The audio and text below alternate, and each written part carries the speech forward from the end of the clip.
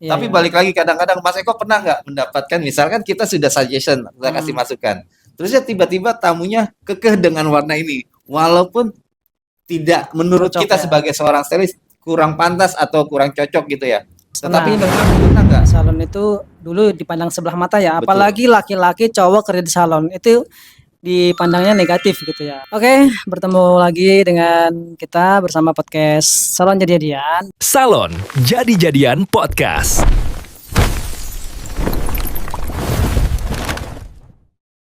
Jadi kita mengobrol tentang dunia salon teman-teman ya. Nah, hari ini kita kedatangan bintang tamu dari jauh ya, dari Tangerang. Bersama Mas Ainun. Ya, apa Halo, kabar apa Mas? kabar Mas Eko? Oke, kabar baik. Gimana Mas Ah, Mas Ainun perjalanan dari Tangerang ke Rangkas Bitung? ya cukup menghabiskan waktu sekitar 1 jam 30 menit lah. Nggak terlalu jauh, Nggak terlalu jauh ya. tapi vibes-nya di sini enak salonnya. Enak ya. Oke, Ya. tadi dari Tangerang ke sini naik apa Mas? Saya menggunakan Fasum kereta api. Kereta Tetap, api. Enak ya, jadi nggak wah macet ya. enak sekarang ke kereta api. Sekarang Oke. tuh bersih. Sekarang Mas Ainun ini kerja sebagai hairstylist kerja di salon apa Mas?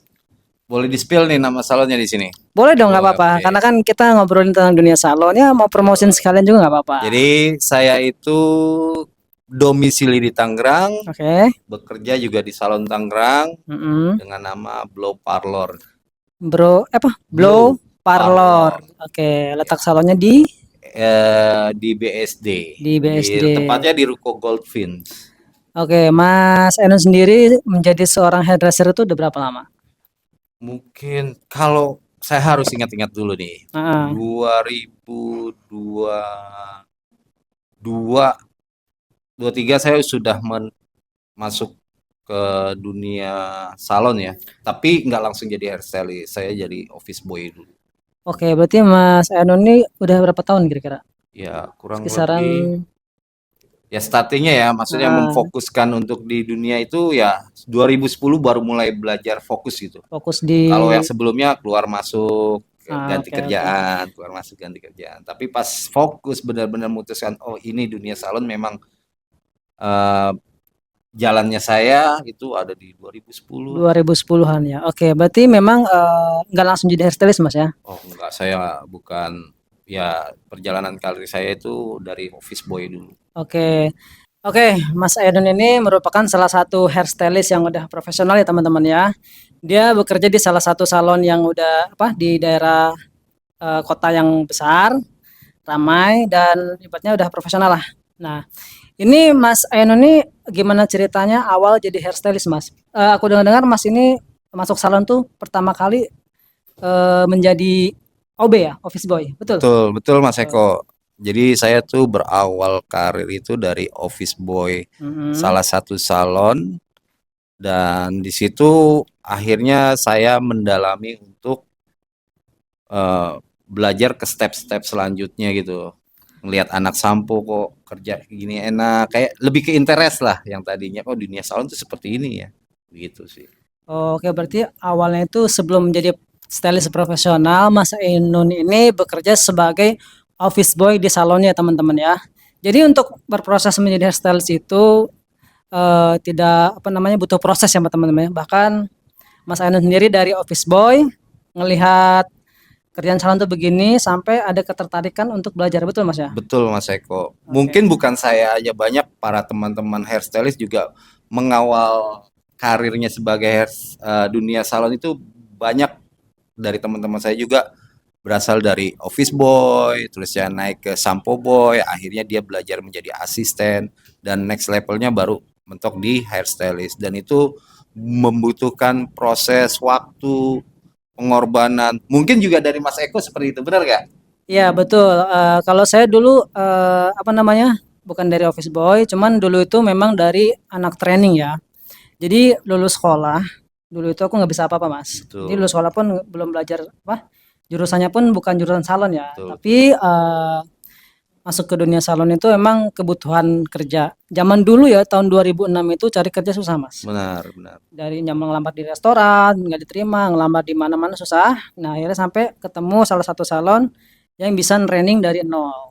Nah, di situ saya belajar nyampo, belajar kerimbat, ya piket, nyapu, ngepel, bersihin toilet, semuanya saya jalanin sampai akhirnya ya gitu Mas, sampai Sampai di titik ini ya. ya awal-awal emang berat ya Mas ya Iya, untuk betul kerja di betul. salon tuh karena kita nggak bisa apa-apa, beradaptasi sama dunia yang begini yang Yang memang asing. asing di diri kita ya. Betul, emang asing Karena jadi. maaf ya Mas Eko ya, pada Mhm. dasarnya dulu kan mungkin ya, maaf-maaf nih, kayak tahun-tahun 2000 notabene kerja di salon kan kalau cowok itu kayak apa ya, maaf ya, tanda kutip ya, dalam Iya, arti kata ya. heeh, Tetapi kan sekarang tuh berbalik karena dunia salon itu malah bisa menghidupkan keluarga gitu kan.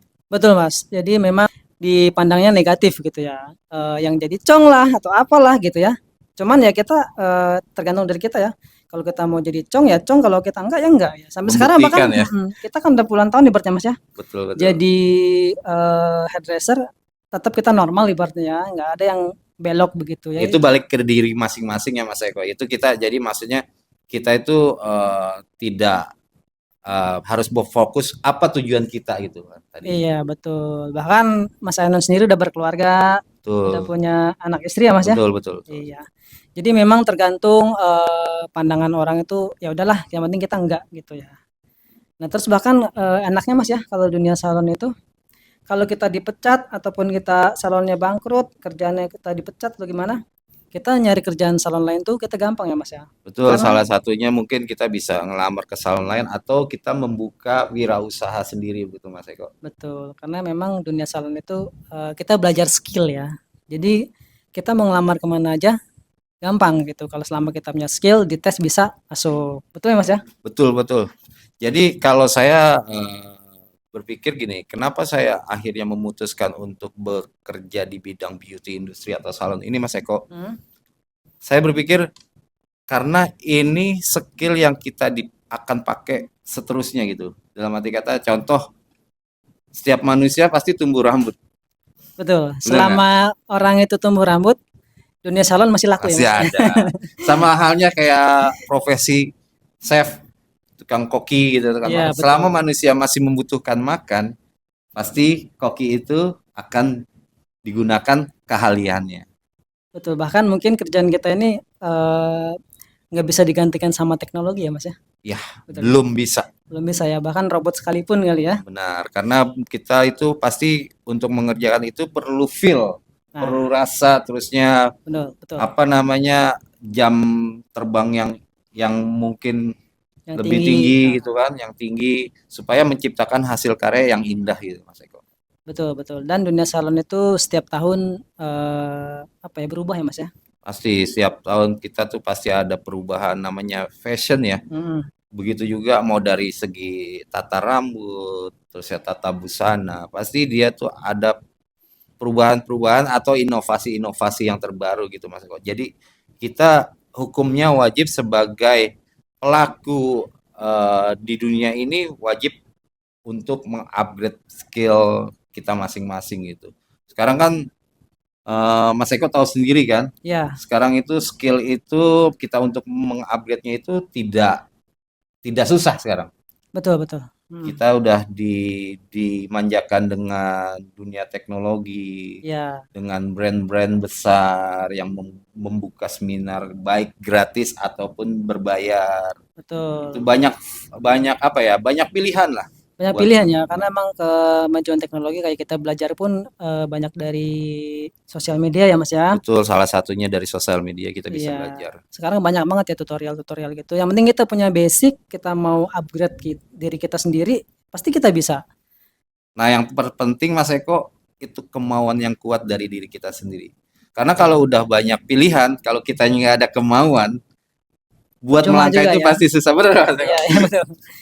Ya Jadi kan? iya, intinya gitulah, selama kita mau belajar pasti kita berkembang, kalau untuk Betul. dunia fashion salon kecantikan ya. Oke, saya mau tanya lagi nih Mas Ainun, Boleh. suka dukanya jadi hairstylist di salon tuh apa sih Mas? Ya, Suka dukanya? kalau kita bicara suka duka itu pasti tentunya banyak. Bukan Mhm, di dunia hairstylist baik seperti kita ini juga mungkin di profesi-profesi lain juga pasti ada ya suka dukanya ya.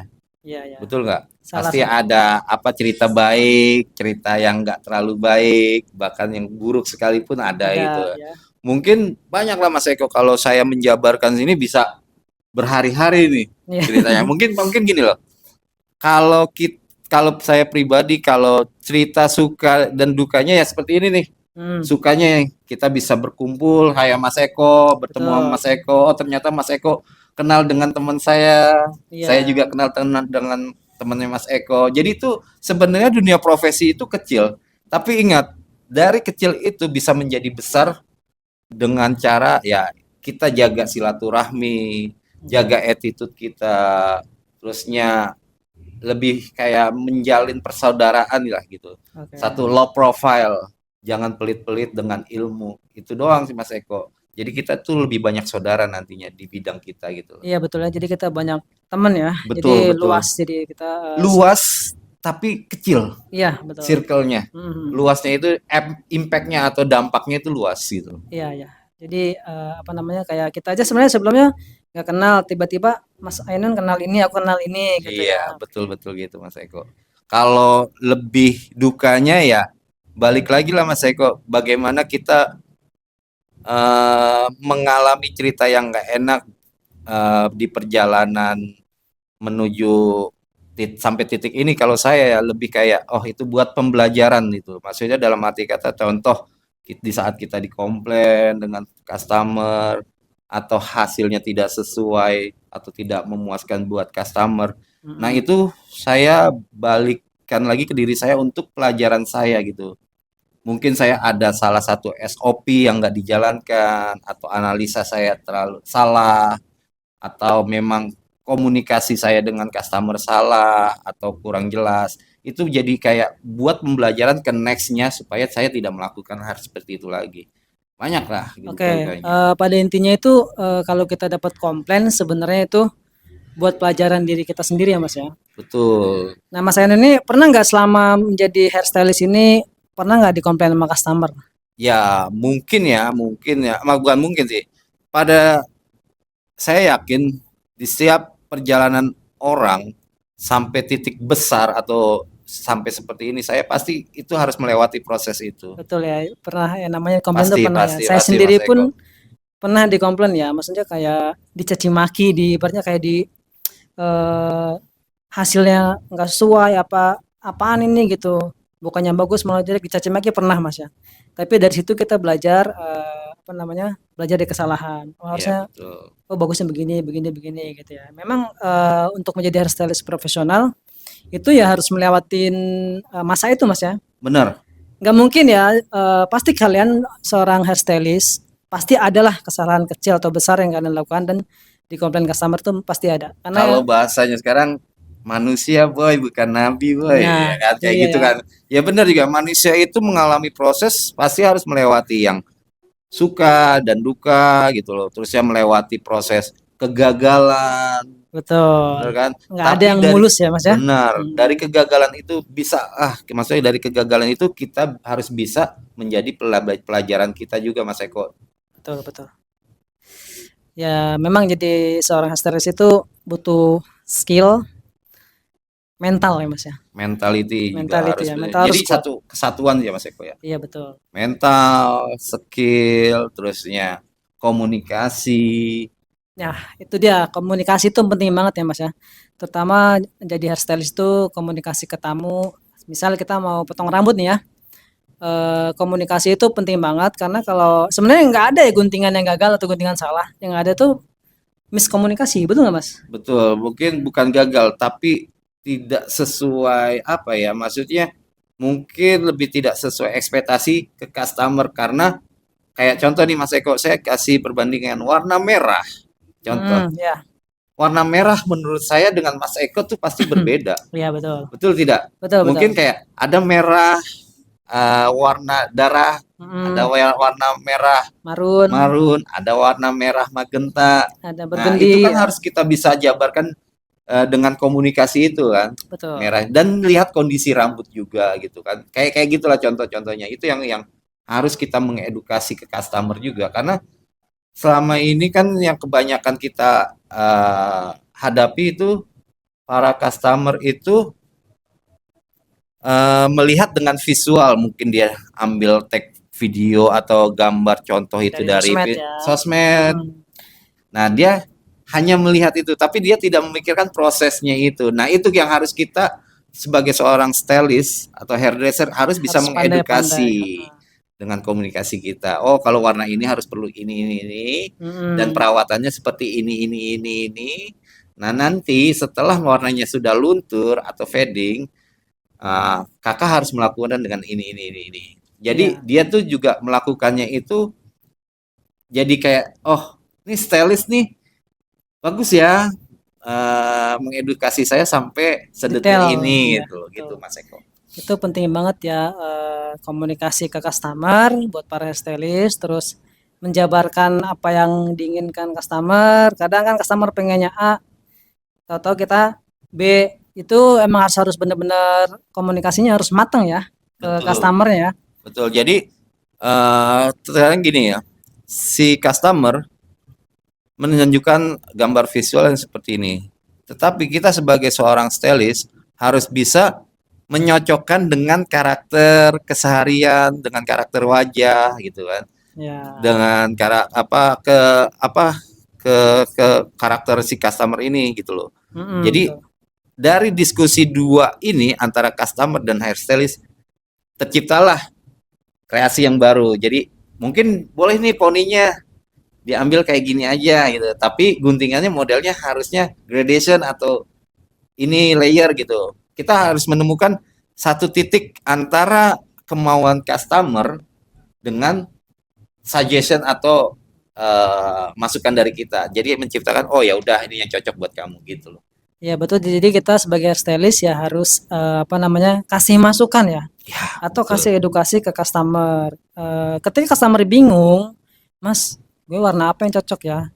Jangan sekali-kali kita bilang terserah ya Mas ya. Ya Ya, terserah kakak mau warna apa, mau merah apa kuning. Nah justru customer datang ke salon itu butuh pendapat dari seorang hairstylist. Jadi ya hairstylist harus mengarahkan atau mengedukasi atau mengasih tahu, menginformasikan bahwasanya yang cocok ini kak warnanya ini. Betul nggak Mas? betul. Kita juga bisa lihat dari skin tone, Nah pigment itu dia. kita itu juga harus didukung dengan itu kan. Dari Jadi jangan asal eh, kita memberi suggestion warna gitu. Menurut cocok kita ya. sebagai seorang stylist kurang pantas atau kurang cocok gitu ya. Tetapi Pernah. kekeh, pernah nggak? Pernah banget itu ya, kadang customer mintanya ini, maksa gitu minta Hmm, ini. Tapi kan kita ngelihat skin tone dari ininya, customer-nya kadang, oh nggak cocok nih. Tapi nah, customer-nya pengen minta itu, tapi kalau udah begitu, kita edukasi dulu. Kalau emang tamunya ngeyel ya apa boleh buat. ya kita Kalau balikan lagi ke customer iya ya. cocok nggak Mungkin cocok ya. kadang-kadang gini Mas Eko, ada karakter tamu yang memang bertolak belakang, tapi dia confidence-nya kuat gitu loh. Ya, Ya ada ya, ya kita ada. monggo-monggo aja selama itu mungkin dia Bikin dia nyaman ya bikin terserah. nyaman, percaya dirinya. Mungkin kan ada tipe tamu, benar gak sih Mas Eko? Ada Benar. tipe orang ya, bukan Hmm. tamu, dengan melakukan kayak di luar apa ya, dibilang tuh kayak bertabrakan lah istilahnya ya. Tapi dia pede-pede aja ya silakan gitu loh kan. Ya kalau emang tamunya sudah minta begitu ya udah gitu. Apa boleh buat gitu. Yang penting Benar, kita udah benar. edukasi dari awal. Betul. Bukan kita mengarahkan maksudnya kayak straight gitu. Lo harus pakai warna ini bukan. Dalam arti kata kita selain memberi inputan juga mengedukasi ke customer. Nah, itu balik lagi ke customernya. Betul. Oke, teman-teman, mungkin cukup ini dulu ya podcast kita hari ini. Mungkin nanti buat teman-teman yang mau podcast bareng kita, mungkin nanti bisa kita undang ke sini ya. Oke, Oke. terima kasih Mas Ainun. Sama-sama Mas Eko, sukses selalu. Salam satu Semoga profesi ya. salam. Untuk menjadi stylist profesional itu mungkin kayak dari obrolan tadi Mas Ainun tuh berawal dari office boy sampai dia belajar dunia salon dari sampo, mungkin dari kerimbat, asisten sampai hairstylist. Tidak ada yang nggak mungkin ya teman-teman ya. Mungkin itu dari saya, dari Mas Eno sendiri ada masukan kesan-kesan dari buat hairstylist teman-teman kita yang bekerja sebagai hairstylist di dunia salon? Ya, jadi kalau dari saya itu untuk menjadi maksudnya gini, kita yang sudah jadi hairstylist nih, don't never stop learning. Jadi jangan pernah berhenti untuk belajar karena proses regenerasi itu terus berjalan mau tidak mau. Terus bangun antara bisnis Anda atau profesi Anda dengan customer, yaitu balik lagi ke edukasi customer, jangan lupa untuk mengedukasi dia. Terus ya cipta komunikasi yang baik dengan customer supaya kita menjadi relasi yang baik gitu loh. Terus lalu kita memperkuat tim Betul. kita karena kita kalau nggak ada tim juga di dunia ini siapa yang bisa hidup sendiri.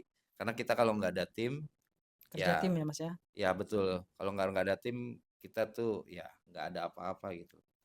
Jadi buat teman-teman yang di luar sana jangan patah semangat, terus kejar cari edukasi yang ada di lewat sosial media atau Seminar-seminar seminar-seminar gitu ya. Itu itu sih. itu penting banget Mas ya. Oke, mungkin itu saja dari kita podcast hari ini. Buat teman-teman yang hairstylist yang di luar sana mungkin nanti ada yang diundang ya ke podcast kita. Siap-siap aja. Oke, terima kasih buat Mas Ainun yang dari Tangerang Sama-sama Udara ya. Mas Eko, terima kasih sudah bisa join di podcast ini. Ya. Semoga kita kedepannya bisa membangun dunia hairdresser di Indonesia ini menjadi lebih maju. Oke, terima kasih. Salam satu profesi.